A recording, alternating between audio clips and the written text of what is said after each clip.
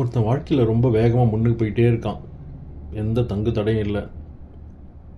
சில பிரச்சனைகள் வருது, ஆனால் போய்கிட்டே இருக்கான். பட்டம், படிப்பு, பதவி எல்லாம் ஒரு லெவலுக்கு மேலே போயிட்டே இருக்குன்னு வச்சுக்கோங்களேன். அவன் எங்கேயோ எதையோ லூஸ் பண்ணிகிட்ருக்கான். லைஃப்பில் எதையோ லூஸ் பண்ணிகிட்ருக்கான்னு அர்த்தம்.